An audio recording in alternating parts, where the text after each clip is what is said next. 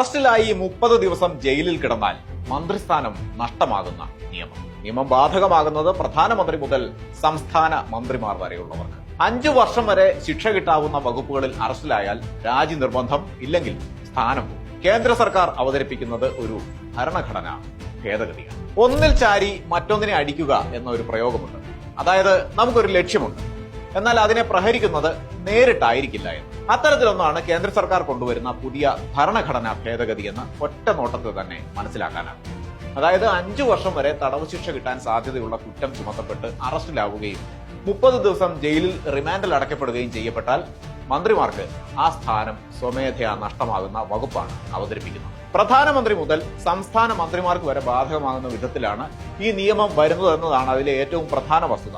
പ്രധാനമന്ത്രിക്കും കേന്ദ്രമന്ത്രിമാർക്കും അടക്കം ബാധകമായ ഒരു നിയമം വരുമ്പോൾ അതിൽ നല്ല ഉദ്ദേശം മാത്രമേ ഉള്ളൂ എന്ന് രാഷ്ട്രീയമില്ലാത്തവരെന്ന് സ്വയം പ്രഖ്യാപിച്ചവർക്ക് തോന്നും. രാഷ്ട്രീയക്കാർക്കിടയിലെ അഴിമതിക്കാർ അധികാരത്തിൽ വരാതെ കാക്കാനും ഇനി അഥവാ അവർ അധികാരത്തിൽ എത്തിയാൽ തന്നെ അതിന് പരിഹാരം കാണാനും കൊണ്ടുവന്ന ഭരണഘടനാ ഭേദഗതി എന്ന് തോന്നിക്കുന്ന വിധത്തിലുള്ള ഒന്ന്.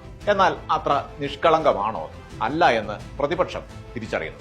ജനപ്രതിനിധികൾ കുറ്റകൃത്യങ്ങളിൽ ശിക്ഷിക്കപ്പെട്ടാൽ അവർ അയോഗ്യരാക്കപ്പെടുന്നതിന് ശക്തമായ നിയമങ്ങളുള്ള രാജ്യമാണ് നമ്മുടേത്. ജനപ്രാതിനിധ്യ നിയമം അനുസരിച്ച് 2 വർഷത്തിന് മേൽ ശിക്ഷിക്കപ്പെട്ടാൽ ആ ശിക്ഷ വിധിക്കപ്പെട്ട ദിവസം മുതൽ ജനപ്രതിനിധിക്ക് അയോഗ്യത കൽപ്പിക്കപ്പെടും.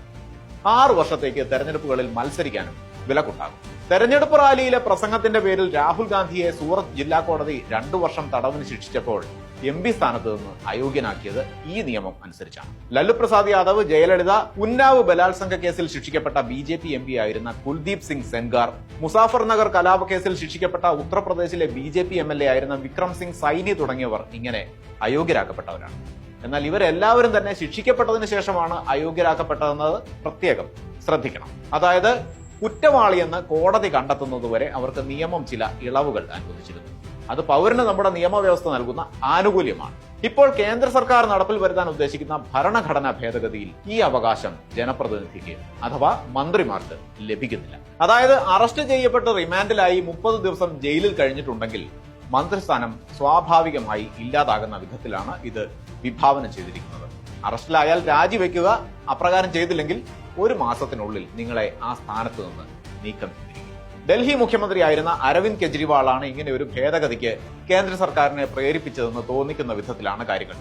മുഖ്യമന്ത്രി സ്ഥാനം രാജിവെക്കാതെയാണ് മദ്യനയ കേസിൽ അറസ്റ്റിലായ കെജ്രിവാൾ 5 മാസത്തിലേറെ റിമാൻഡിൽ കഴിഞ്ഞത്. കേസിൽ ശിക്ഷിക്കപ്പെട്ടിരുന്നെങ്കിൽ അത് 2 വർഷത്തിന് മേൽ ആയിരുന്നെങ്കിൽ മുഖ്യമന്ത്രി സ്ഥാനത്ത് നിന്ന് കെജ്രിവാളിനെ നീക്കം ചെയ്യാൻ സാധിക്കുമായിരുന്നു. റിമാൻഡ് ആയതിനാൽ അതുണ്ടായില്ല. മാത്രമല്ല കെജ്രിവാൾ രാജിവെച്ചതുമില്ല.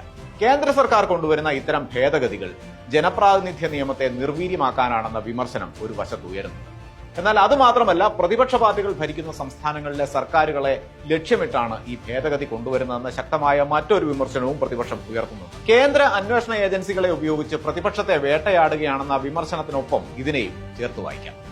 5 വർഷം ശിക്ഷ കിട്ടാൻ സാധ്യതയുള്ള വകുപ്പുകളിൽ മന്ത്രിമാരെ അറസ്റ്റ് ചെയ്യാനും അവരെ 1 മാസത്തിലേറെ റിമാൻഡിലിടാനും വളരെ എളുപ്പം സാധിക്കും. കെജ്രിവാൾ തന്നെ ഉദാഹരണം. അത്തരത്തിൽ ഒരു അമിതാധികാര പ്രയോഗത്തിന് വഴിയൊരുക്കുന്ന നിയമനിർമ്മാണമാണ് കേന്ദ്രം ഉദ്ദേശിക്കുന്നതെന്ന വിമർശനം ഇപ്പോൾ തന്നെ ഉയർന്നു കഴിഞ്ഞു.